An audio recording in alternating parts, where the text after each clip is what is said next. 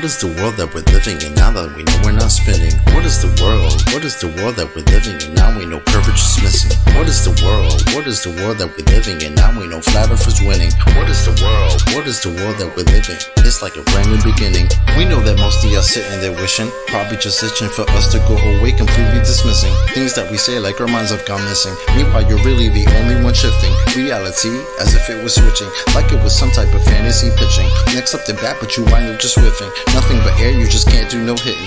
Running around saying that water's sticking to outside the balls, your logic is slipping. I understand that you might think I'm tripping. Pay attention to the words that I'm spitting.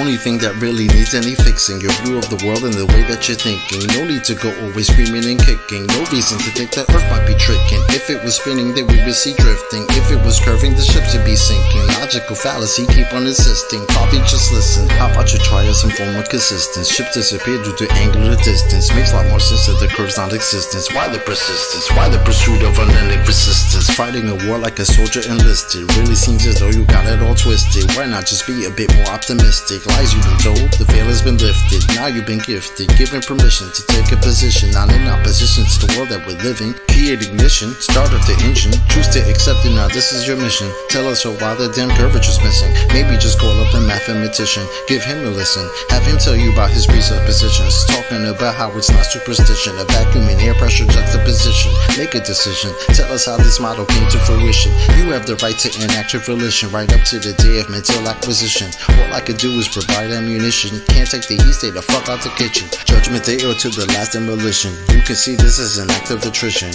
on the condition that after admission, do you a favor and start the forgiving. Then go out and share your newfound position with everybody who's potentially victim, falling for the global prisoner system. So many flaws, no woman can list them. Shout to my beautiful parents, I missed them. Taught me to think for myself, I could kiss them. Now to the day that I'm able to wish them away in my arms, I will reminisce them. Yeah.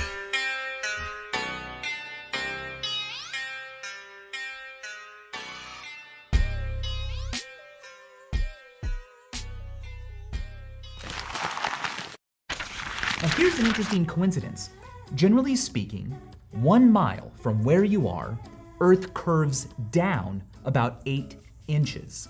1 kilometer from where you stand, it curves down about 8 centimeters. Now the rate of drop due to curvature isn't a linear one. You can't just multiply any distance by 8 to get the drop due to curvature. Instead, use an online calculator like the one I've linked down in this video's description. You can put in any distance you want. So, the process of testing claims, the world is flat, the world is round, is what we call science.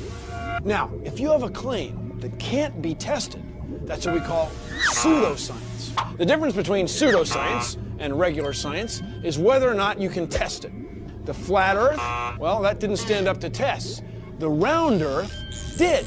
Extraordinary claims require extraordinary proof. 8 inches per mile squared. You may have heard this as a way to calculate the curvature of the Earth.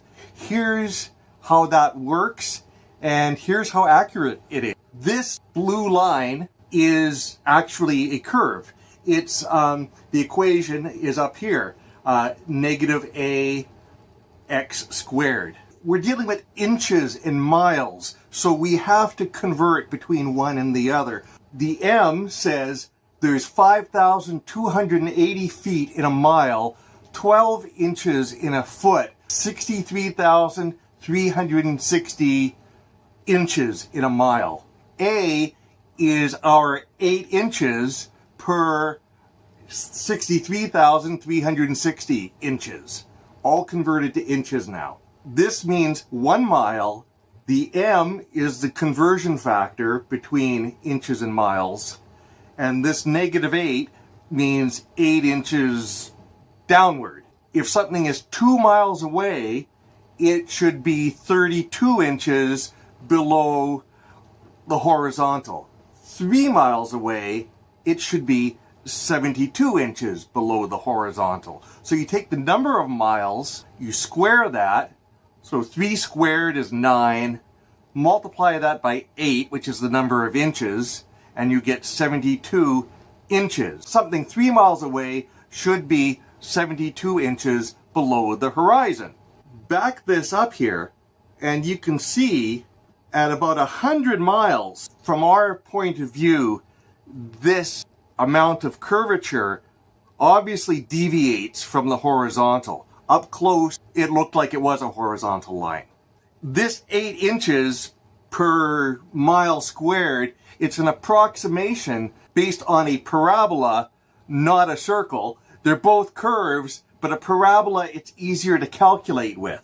This equation here is the equation for a circle with a radius of 3,959 miles, which is the radius of the Earth. You'll see that it's indistinguishable from the parabola curve beyond 250 miles. Let's bring it to 1,000 miles. Again, it looks like a pretty good approximation of the circular curve. Depending on how accurate we want to be, we can use a curve to approximate another curve. Now, as I back up, you'll see that beyond 2,000 miles, the circular curve departs noticeably from the parabolic curve. For relatively short distances, this approximation of 8 inches per mile squared is pretty good. I said at the start, the first thing when I was thinking about this is how do we define distance? Because when we think about distance on a flat plane, we just draw a straight line. So the important thing here is that whenever we're defining distance, as far as being on a ball, it is actually the circumference of the ball that is defining the distance. So what I wanted to do here was use distance and try and calculate that and express it as an angle. And that angle being basically the distance travelled here. If you see we travel from the North Pole to the equator, we will travel 90 degrees. So we could say, but what I wanted to express it was as just a kilometre. So in 90 degrees, there's 10,007 kilometres, we're told. So in 1 kilometre of travel, we're going to travel through an arc angle of 0.008993261 degrees. And that's quite key in the formula, and you'll see that that's the big number at the end. And that literally is just so that we can turn the initial distance that we're trying to calculate the drop for as an angle. So I'd like to now make a statement or try and make a definition. So we can say that angle A, when we're traveling along the ball, is defined by the distance in kilometers multiplied by 0.008993261. So we can see if we traveled 1,000 kilometers, we'll be traveling, it'll be 1,000 times that, which will be close to 9, 8.99. So now we've got a way of expressing the distance traveled in terms of circumference. The next definition we kind of want to create is what drop is.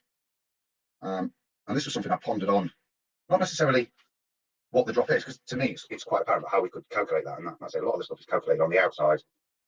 What I wanted to do was stay on the inside of the ball and just stick with the ball and not space. So as far as I could see, once we've travelled this distance to here, for me, drop is, well, basically how much lower.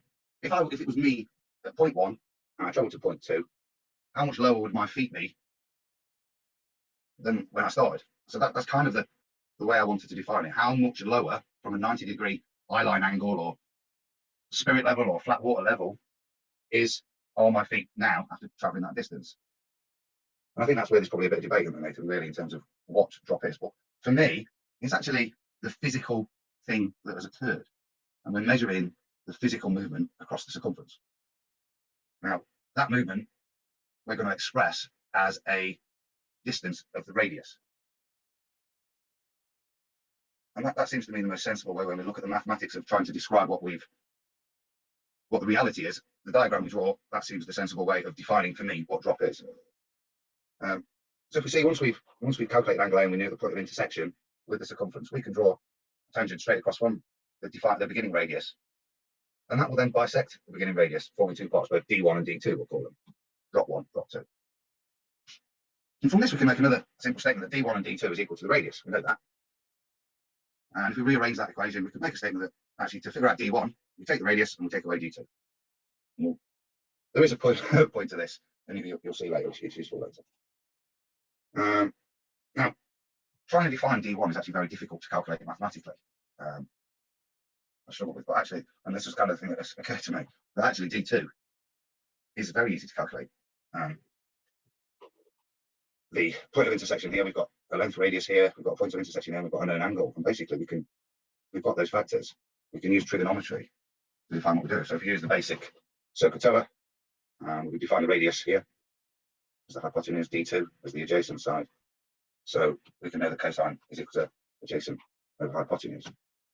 And if we put the adjacent hypotenuse in terms of the terms that we're using within this triangle, we can make a statement that the cosine of angle A is equal to D2 divided by the radius.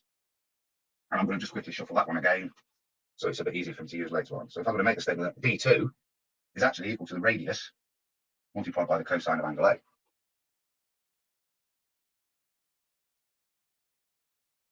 So we're happy with the drop or curvature is D1. And hopefully now we're going to put all those bits of information together that we've defined, these being that D1 is equal to the radius minus D2.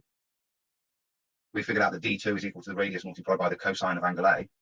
And most importantly, at the beginning, the input information we want, which is distance, we figured out that angle A is defined by the distance we're trying to investigate, multiplied by a factor of 0.008293161. So we're going to take those statements and start to just put them together a little bit. So we know that D1 is equal to the radius minus D2, and that's what we're going to work with and try and manipulate a little bit. Now we also know that D2 is equal to the radius times the cosine of A. So if we just substitute that straight into the equation here and swap this D2 for radius times the cosine of A, we can make the statement at the top now. At the top is actually D1 is equal to the radius minus the radius multiplied by the cosine of A. Now, as far as I'm aware this week, there's no need to change the size of the fictional ball Earth. It's defined as 6371. So for every calculation we're ever going to do with regards to the ball Earth, it's always going to be 6371. So we may as well put that into the equation because that's never going to change. So if we stick that in, we've now got that the drop 1 is equal to 6371 minus 6371 times the cosine of A. So said at the beginning, we defined angle A as distance times 0.008193261. If we pop that into the equation, we end up with the final product for the curvature formula for a fictional ball Earth. And the drop, as I would call it, in the curvature from the start point in kilometers can be expressed as 6371 minus 6371 multiplied by the distance being investigated times 0.008293261. So I'll ask you again, or maybe you need an explanation because you're a bit confused. Do you understand what science is? Science is an approximation of... No, science is a method. Well, the scientific method is a method, Correct. but science itself... No, science is a method. That is science. Right. Yes, right. That's what science is. I will ask my question again, Mick. Now you've obfuscated a little bit. So, back to the R value. Apparently, the globe is backed by science. Now I would like to know what your scientific evidence for that value of R is, please. Well, that's irrelevant, though, because all I'm using... You are basing the entire calculation on this R value. In your hand-scribbled notes left in one of the comments, presumably by your own hand, it had approximately 9 references to this R value, Mick. So why would you assert that it's irrelevant?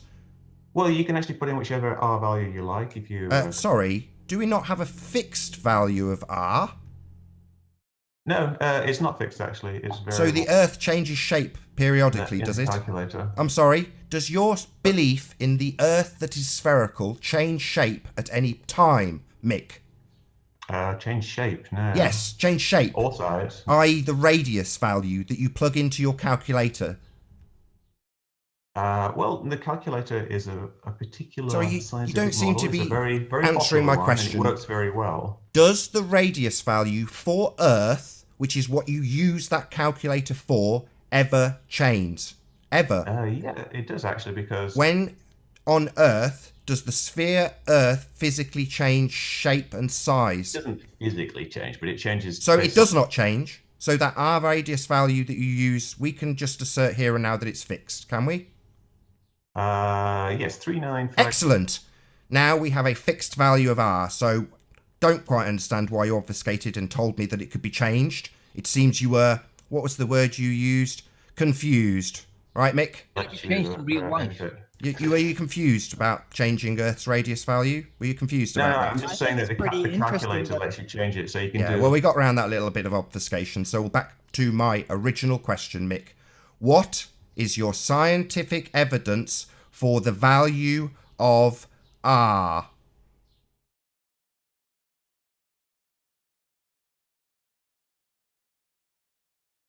You take your time, Mick. I'm looking for scientific evidence. function of it. Yes, it does. A camera takes a picture. It takes a picture of the view, like when we open our eyes. Unlike your calculator, which is presented in side elevation, as Anthony is now demonstrating, which is not how we view things. So, would you like me to explain why I do this? I don't care why you do it. It's fallacious. Well, Anthony wants me to explain, but you don't. I do want you to explain, why do you show it in an orthographic view when nobody in the real world ever sees anything different to this? And Well, because, all the evidence that's ever been produced for scrutiny for the shape of the Earth is always presented like this. All right. Well, let's think about it in terms of straight lines. Do you Yeah, agree light travels in straight lines? Well, not according to your maths. According to your maths, it follows a bend. Look, you have the... Do we need to be asking it again very slowly and calmly? What, Mick, is your scientific evidence of the R value used in your presuppositional, perspective-denying, proof-of-nothing calculator? I've already explained that I just use the standard value. Oh, right, you just assume it, right? Nothing scientific in it. Yeah, we get it, Mick. It's all very amusing. Perhaps it might be a good idea to consider moving back to the point in question, because we don't appear to be gaining ground here at all. No, I don't think we mind. are. I'd rather just summarise the facts of the matter, which is that we've gone through all of the relative points that we wanted to ask Mick, and that was about, first and foremost, his fallacious assertion that there is any connection whatsoever to the link that he puts on his website between 7.6 radius, which he asserts as a rule of thumb, and the actual atmospheric conditions that he links to on his site. There is no connection. It's just totally fallacious. That was point one. Point two, the science behind his calculator is trying to prove an assumption, and it's based on an assumption to begin with. So he starts with his assumption, trying to prove his assumption. It's called a begging the question fallacy. So he has no scientific evidence of the R value. It's just based on what people have told him, apparently. No science to back it. Bad news for him. Last and not least, he has absolutely no explanation whatsoever for his total omission for perspective in his calculator that is in no way, shape or form designed to perform viewing functionality, which is exactly what a lot of idiots, who we're going to be tearing a new one soon, have been using it for. So, total fail on account of Mick West.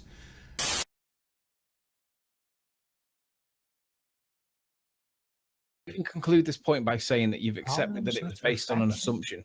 Do you still maintain that position? Well, it's the standard model of the Sorry, world. the standard model has no scientific backing. It is an assumption, correct?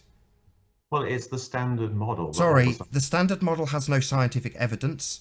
You only assume a value of R. Correct, Mick? For crying out loud, man. Yeah. Right. Correct, Mick? For crying out loud, man. Yeah.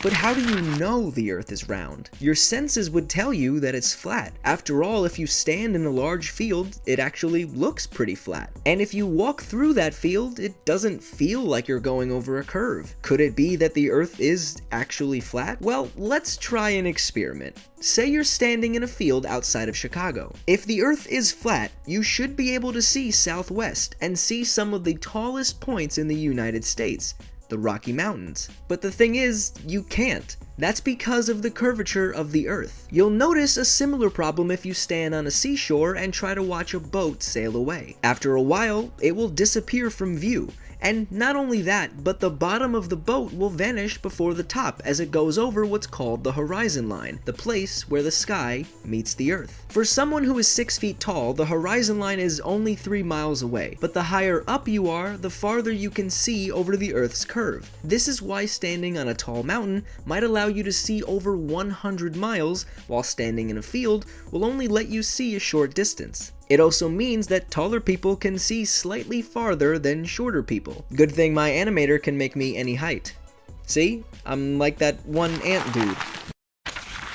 Another favorite supposed proof of ball earthers is the appearance from an observer on shore of ships' hulls being obfuscated by the water and disappearing from view when sailing away towards the horizon. Their claim is that ships' hulls disappear before their mastheads because the ship is beginning its declination around the convex curvature of the ball earth. Once again, however, their hasty conclusion is drawn from a faulty premise, namely that only on a ball earth can this phenomenon occur. The fact of the matter is that the law of perspective on plane surfaces dictates and necessitates the exact same occurrence. For example, a girl wearing a dress walking away towards the horizon will appear to sink into the earth the farther away she walks. Her feet will disappear from view first, and the distance between the ground and the bottom of her dress will gradually diminish until, after about a half a mile, it seems like her dress is touching the ground as she walks on invisible legs. The same happens with cars speeding away, the axles gradually getting lower and the wheels vanish until it appears as if the car is gliding along its body. Such is the case on plane surfaces. The lowest parts of objects receding from a given point of observation necessarily disappear before the highest. David Wardlaw Scott says, "This law of perspective meets us on every hand and cannot be gainsaid. If, in a straight line, we look at a frozen lake from a certain distance, we shall observe people who appear to be skating on their knees, but if we approach sufficiently near, we shall see them performing graceful motions on their feet. Farther, if we look through a straight tunnel, we shall notice that the roof and the roadway below converge to a point of light at the end. It is the same law which makes the hills sink to the horizon as the observer recedes, which explains how the ship's hull disappears in the offing. I would also remark that when the sea is undisturbed by waves, the hull can be restored to sight by the aid of a good telescope long after it has disappeared from the naked eye, thus proving that the ship had not gone down behind the watery hill of a convex globe, but is still sailing on the level of a plain sea." Anyway, the visibility limit caused by Earth's curvature is your horizon. It encircles you like a visual cage, but it's a cage whose radius is determined by how high up your eyes are. Conan O'Brien, at 6 foot 4 inches tall, can see up to 5 kilometers in any direction. But Snooky, at 4 foot 8, can only see about 4.3. To find out how far away your horizon is, geometrically, just use the online tools I've put down in the description below. There are proofs all around you. It is not difficult to know that the Earth is round. So let's start from the simple to the slightly more complicated. One of the things you can see yourself with a pair of binoculars is if you actually go out to a lake and there are boats on that lake, the farther away a boat is, the more the bottom of the boat will disappear and you'll basically just see the mast of the boat. And as a boat goes farther and farther away, the last thing you will see is the very top of the mast of that boat. And that's because the boat is actually going over the horizon that's curved. And that means that as it goes farther and farther away, you see less and less of the bottom of it and more of the top of that. You can see that with binoculars, by an ocean, by a lake. It's really easy. That wouldn't happen if the Earth were flat. You would simply see the boat getting smaller and smaller and smaller as it went farther away, but you'd be able to see the whole thing with the same proportions. A man standing on a sphere would observe the physical geometric horizon at a certain distance, which on the diagram is represented by the red and yellow circle. The physical geometric horizon is the maximum distance that the sea and sky can be observed to meet. This is what is observed. No imaginary other horizon or second horizon where the sky and sea meet can be observed past the line of the physical geometric horizon represented by the red and yellow circle. Why is there a physical geometric horizon? Obviously, you cannot see around a sphere. Due to the geometric shape of a sphere, there is a specific maximum physical distance an observer can see that is determined by the height of the observer and the size of the sphere. This maximum distance is called the physical geometric horizon. If we live on a physical geometric globe of known circumference with a radius of 6,371 kilometers or 3,959 miles, then the physical geometric horizon, the line where the sea is observed to meet the sky, must be at a specific distance for an observer at a certain height. No imaginary other horizon or second horizon where the sea meets the sky again can be visible past the physical geometric horizon, because the physical geometric horizon is where the sea is observed to meet the sky. Obviously, on a sphere or globe, the sea is only observed to meet the sky once. Geometry translates to Earth measurement. So one last thing, which should be obvious, if you pay attention and think about it. If you send a ship straight to the horizon, eventually it begins to disappear until it's no longer visible beyond your horizon. Right. And you should ask yourself, what kind of surface would produce that result? The ocean. The ocean has a ramp. It's like a parking lot. The ocean has a ramp. It's an elevator. Yeah, it's an elevator. Then you get to a certain point, and they just like going down. Seafarers knew this. Right. And so, however flat they would have imagined the Earth to be, they couldn't have accepted it to be completely flat, because otherwise you would never not see the ship. Okay. And the other thing, if you want to get into this, if you're really serious, if your friends are really serious, have them get on a boat or a ship and go out at sea, and you'll notice you can't see infinitely far. Furthermore, if you get into it enough, pick up a book about navigation or go online and learn about navigation. A very, very important thing you have to take into account when you try to navigate the ocean from a ship or a boat is how high you are off the sea surface. The higher you are off the sea surface, the farther you can see, the farther away the horizon is. I actually said this to somebody, and I couldn't believe they'd never thought of it. That, you know, with binoculars, you can see planets. You can see Saturn and Jupiter. You can see Mars with a telescope, the sun, the moon. Everything else you see in the solar system is a sphere. So we're the one thing that is different. You know, and that actually made somebody who was more interested in actually hearing information. That actually got them to think. They were like, "You're right. You know, everything else we take a picture of is a sphere." Only 24 people have seen the Earth with their own eyes as a circle small enough to be looked right at, not as the whole world, but as a little thing suspended alone in space. The further away you are from a ball, the more of its surface you can see. Now, we don't always notice this because in our day-to-day lives, most of the balls we deal with are so small, they're almost always many of their own radii away from us, and the available amount of their surface visible is near a maximum. Or they're so big, like the Earth, that we rarely get far enough away fast enough to notice this property. But the next time you're near a ball, get close to it. You'll see that as you get nearer, more of its surface disappears behind the horizon, but moving back up will make it available again.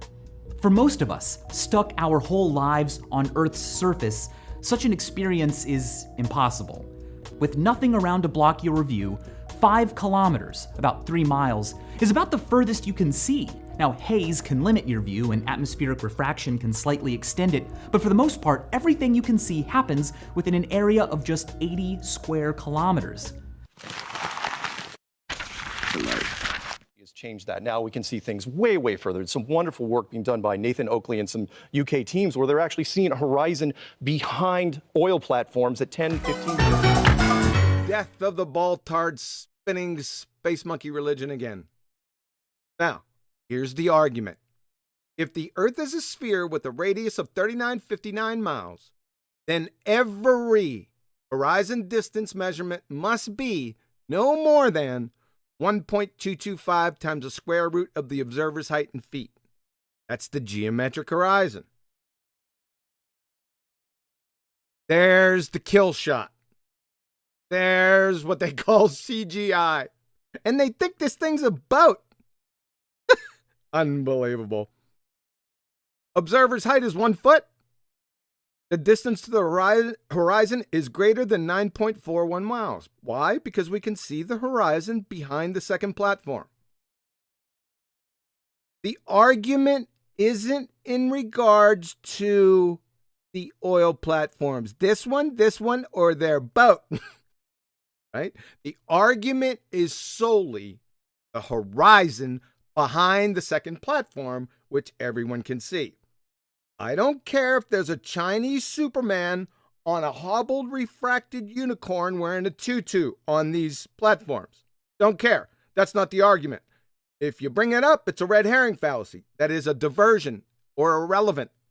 My argument is purely on the horizon behind the second platform. I hope that's clear to everyone. In about 9 months, it should be. They should be able to restate the actual argument. Like I said, the observer's height's 1 foot. I gave him 5 feet, and I'm going to show you that here in a minute. Distance to the horizon is greater than 9.41 miles. Like I said, it's behind the second platform.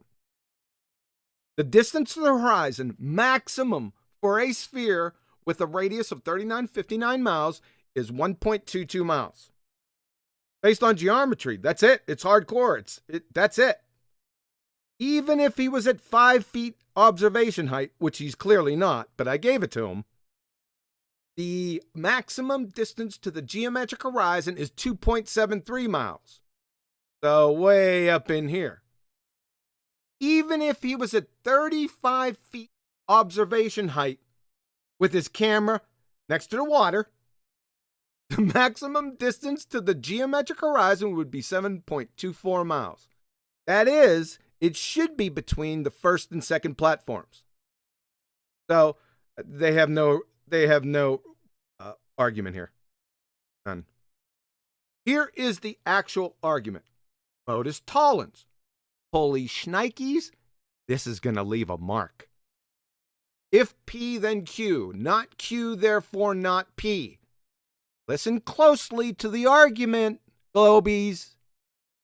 If the Earth is a sphere with a radius of 3959 miles, P, then every horizon distance measurement must be no more than 1.225 times the square root of the observer's height in feet. That's Q. That's the geometric horizon. Not Q, because the horizon distance greater than 9.41 miles. Therefore not P. The Earth is not a sphere. The Baltard spinning space monkey community, please allow me to introduce to you your black plague, the black swan. There it is.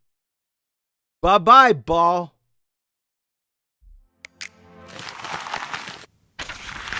I think it's important to combat people who are claiming that they are using math, science, evidence, and physics behind their cause, when in fact they either aren't or they're using it badly. That needs to be called out. Otherwise, if you just have a belief system, I don't really care. We live in a country that protects free speech, which usually also means free thought.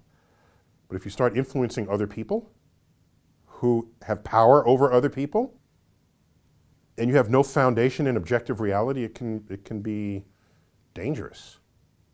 If you influence people, or you yourself become someone who has influence over legislation, laws, rules by which we all abide in society, that's an unhealthy situation for civilization to be in. If your personal belief system, which does not have correspondence in objective reality, starts becoming predominant in the thoughts and hearts and minds of civilization.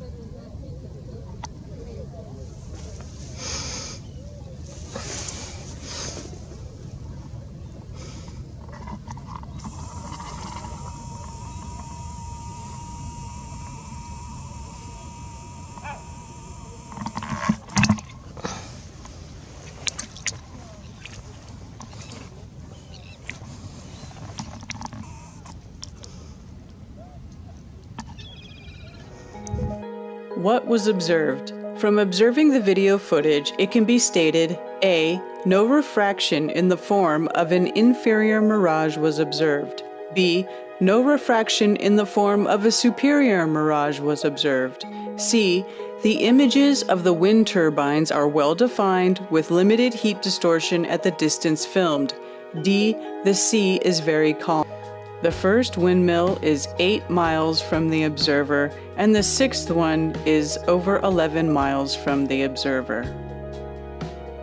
Distance of turbines from the observer. 1 is 8.4 miles, 2, 8.8 miles, 3 is 9.3 miles, 4, 9.8 miles, 5, 10.8 miles, and 6 is 11.2 miles from the observer. All figures have been rounded up. The image manipulation is at contrast 75%. What is the hidden height for an observer at a height of 2 feet and a distance of 8 miles? The hidden height is 26 feet or 8 meters. What does hidden height actually mean? If Earth was a globe with a radius of 6,371 kilometers or 3,959 miles, then the physical geometric horizon, the line where the sea is observed to meet the sky, would be 1.73 miles from the observer. Past this point, the bottom of objects will begin to not be seen as the observer cannot see around the globe. This is termed the hidden height, as represented by the light green section in the diagram below. The further the object behind the physical geometric horizon, the higher the hidden height. Note, this wind turbine is smaller due to perspective. It is further from the observer. The horizon is behind all the wind turbines, distance 8 to 11 plus miles. The bottom of the turbines can be seen here meeting the sea. There is no hidden height. A screenshot taken at time 137, image manipulation contrast 75%. At 8 miles and a 2-foot observer height, the hidden height is 26 feet or 8 meters. Distance of turbines from the observer. 1 is 8.4 miles. 2 is 8.8 miles. 3 is 9.3 miles. 4 is 9.8 miles. 5, 10.8 miles. And the sixth turbine is 11.2 miles from the observer. These figures have been rounded up. The screenshot was taken at time 11:22, image manipulation contrast 75%.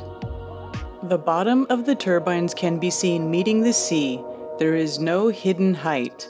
The horizon is behind all the wind turbines at distance 8+ miles. Screenshot taken at 11:27, image manipulation contrast 75%. The horizon is definitely behind turbine 6. Is it behind the Shetland Trader? Your call. Conclusion. There is no observed hidden height of the wind turbine bases and substation legs in the video. The horizon is observed beyond the furthest wind turbine and the physical geometric horizon.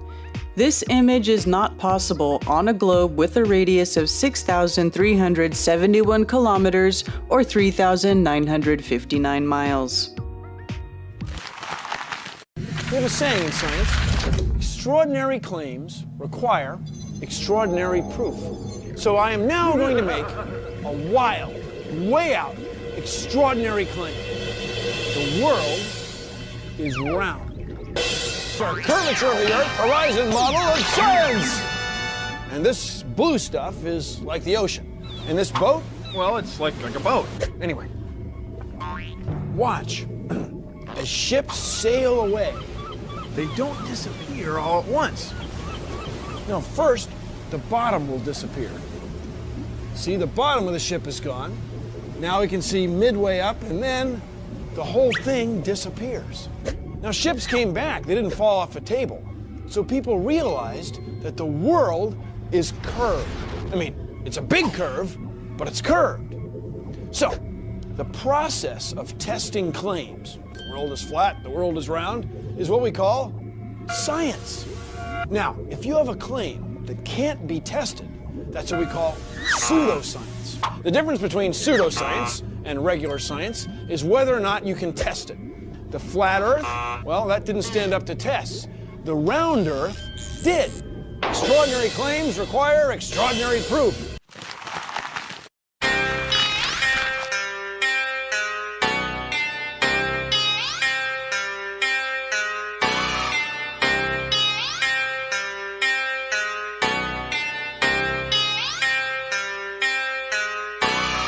What is the world? What is the world that we're living in now that we know we're not spinning? What is the world? What is the world that we're living in now we know curvature's missing? What is the world? What is the world that we're living in now we know flat earth is winning? What is the world? What is the world that we're living?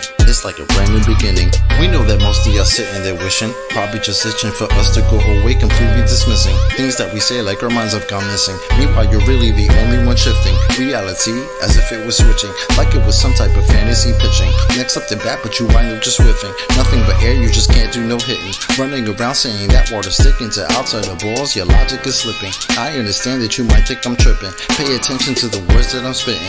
Only thing that really needs any fixing, your view of the world and the way that you're thinking. No need to go always screaming and kicking. No reason to think that Earth might be tricking. If it was spinning, then we would see drifting. If it was curving, the ships would be sinking. Logical fallacy, keep on insisting. Probably just listen. How about you try some form of consistence? Ships disappear due to angular distance. Makes a lot more sense that the curve's non-existence. Why the persistence? Why the pursuit of unending resistance? Fighting a war like a soldier enlisted. Really seems as though you got it all twisted. Why not just be a bit more optimistic? Lies you've been told, the veil has been lifted. Now you've been gifted, given permission to take a position, not in opposition to the world that we're living. Create ignition, start up the engine. Choose to accept it now, this is your mission. Tell us why the damn curvature's missing. Maybe just call up a mathematician, give him a listen. Have him tell you about his presuppositions. Talking about how it's not superstition, a vacuum and air pressure juxtaposition. Make a decision, tell us how this model came to fruition. You have the right to enact your volition, right up to the day of mental acquisition. All I could do is provide ammunition. Can't take the heat, stay the fuck out the kitchen. Judgment day or to the last demolition. You can see this as an act of attrition,